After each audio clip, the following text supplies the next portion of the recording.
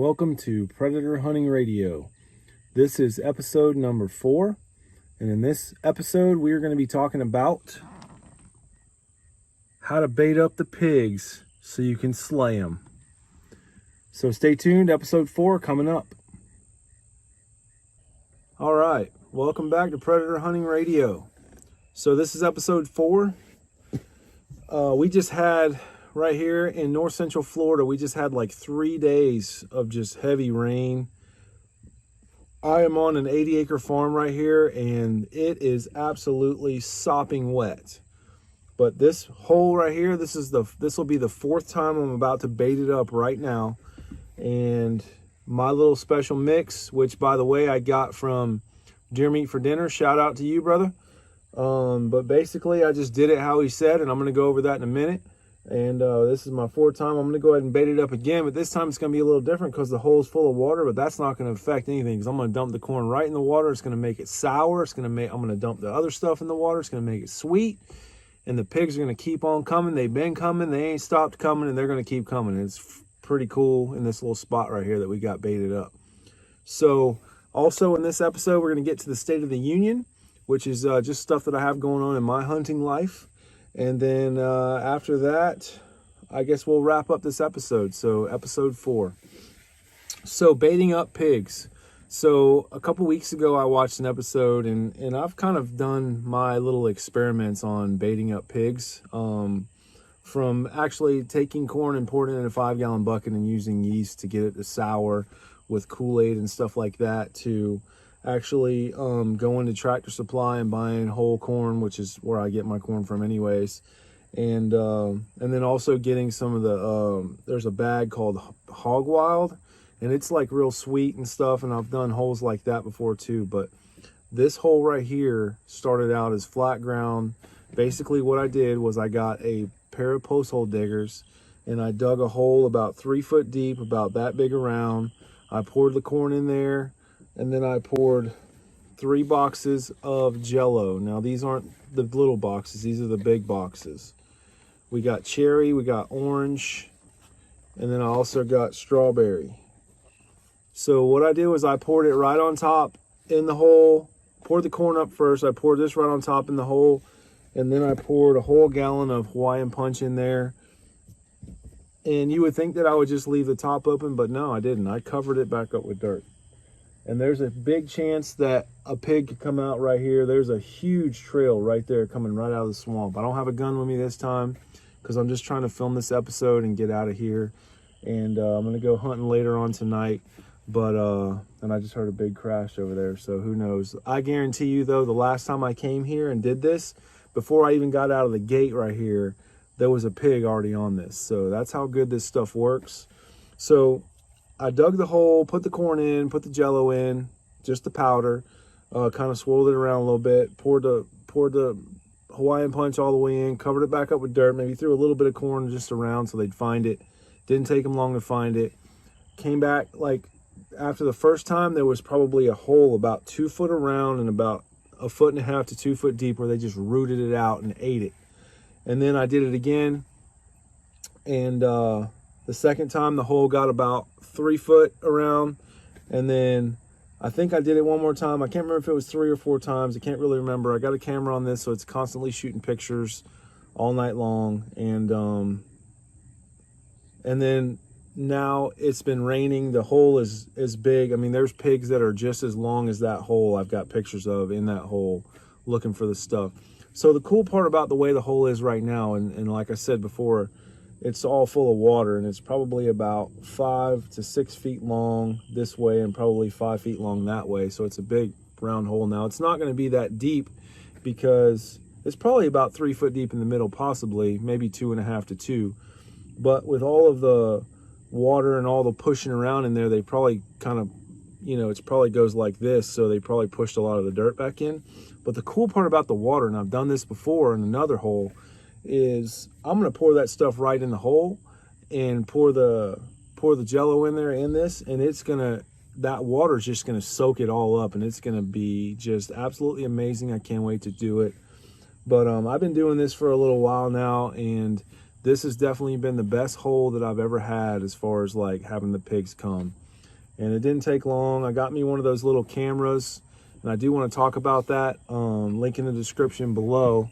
Basically got one of the small Spypoint cameras. I just went to Walmart and bought it, but you can get them off Amazon too. I'll put a link in the description. It's just basically a little camera about this big. You buy it. It was 138 bucks. I bought a memory card for it, just the smallest one I could get for it. It takes 8 AA batteries. And basically I turned it on, logged into the app, and it gave me 30 days for free. And then I'm going to spend another 120 bucks here shortly to actually get a plan for a year, because I need this here so that I know when the pigs are coming. So, but basically for 150 bucks, you know what, and then another 120, I think. So that's 270 for the year. I'll be straight getting pictures the whole time. I can use it all year round for whatever I want to. And it's a cell camera, so it shoots right to my phone. I get them all night long. I can look whenever. I make sure you turn the sound off on it because it will drive you nuts. But that's a cool thing to have, and Spypoint makes it really easy. And if you're looking to do something like that, check the link in the description below. And also, there could possibly be another link down there that you could sign up to just get the service or whatever. And that kind of helps me out with these videos and stuff. So if you want to do that, there's that as well. So the pig stuff, that's the cool part is, you know, the pigs have been coming. I mean, they have been coming hard, and you can tell when they eat it all and it gets a little lax because they'll start slowing up. But I've had as much as 6 pigs in there, and a lot of them are big, some little, boar hogs coming, groups of pigs. I mean, it's just basically all night long. There's been a coon in and out of here, and I had one picture of a coyote, probably right here where I'm sitting. But other than that, it's been pig, pig, pig. So really good bait to use. And if you got pigs and you're trying to get them out of the woods, you know, I'm right on the edge of a field here, big open field, but I know there's a swamp right there, and I mean, it's just thick, nasty. Just they're in there. They're in that property thick, and they're just going to keep coming so I can shoot them. So good way to bait up pigs. Also got another couple properties around here that I'm going to do the same thing, just so we can get the pigs coming so we can have more fun shooting. So that's really cool. So that's pretty much wraps up the first part of this.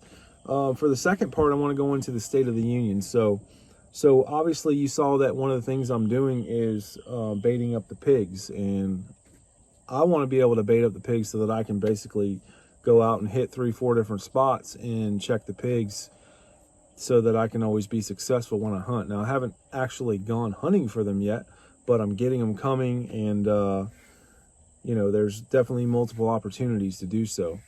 But I remember last week I was talking about, you know, getting more properties and stuff. Well, I met with this other guy to show him a scope the other night, and he's got a property that he's farming as well. And notice I said farming because farmers have these problems, and you need to be friends with farmers. So I was showing him a scope, and he was telling me about a property and said the pigs are just eating them up, and you know, we're gonna go get on them. So I'm like, yeah, let's do this. So that's another property that we possibly just picked up. Also, a couple of weeks back, you know, obviously I talked about the deer properties and the watermelons and stuff right now and the deer depredation.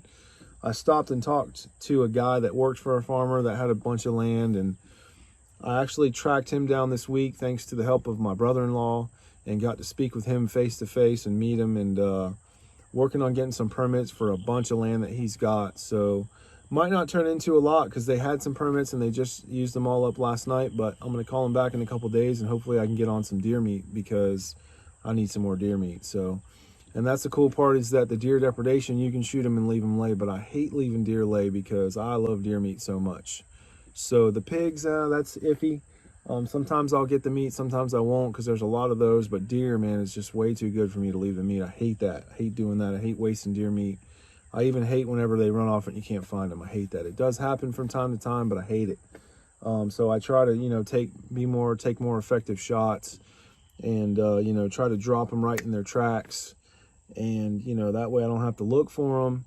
And also another thing I learned too, you know, if you have multiple tags, and this may apply to the hogs as well, but if you have multiple tags and there's multiple deer or multiple hogs in the field, and you have, 5, depending on where you're at. I mean, me, I only hunt with 5 bullets because that's what you're supposed to hunt with here in Florida, at least to my knowledge. And, when there's multiple targets, to me, I've learned that if I just go out there and just start erratically shooting, that I don't really know what really happens, and I hit some and I don't hit some. But to me, to be able to, what I learned is to pick one target, stay on that target till you get it down, and then go to another target. So, at nighttime, a lot can happen. They start running sometimes. It's really hard to just go. It's not hard to just go up and shoot, but once you do shoot, all hell breaks loose and everything takes off.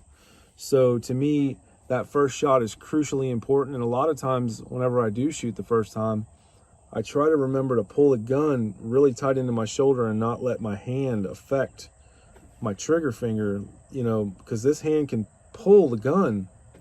So I try to really focus on staying tight and taking a precise shot on the first one. And it still doesn't happen. I still miss the first time sometimes. But after that, whenever you're on running targets, you get lucky sometimes and sometimes you don't.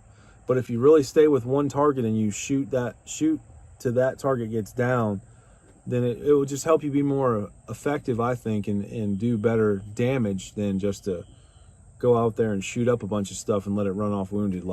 And I've done that, and I'm not proud of it, and I don't like that. I mean, I'm learning the more that I do this, that if there are multiple targets, hone in on the one, and especially if it's a deer, or even a hog, just hone in on the one, try to drop it on the first shot, and then go to your second shot, and try to stay on one target. Don't just erratically bow, bow, bow, bow, bow, bow, bow. Now, I see videos all the time of these people in Texas doing this stuff, where in Louisiana, where there's 30, 40 hogs. Yeah, I get that. And they're using 30-round clips or 30-round magazines. They're using 30 rounds at a time.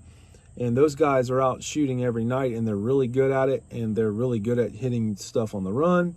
And I'm not that good yet. I'll be the first to admit I'm not that good yet. I have had some success with stuff on the run, but it's hit or miss. It's not like every time.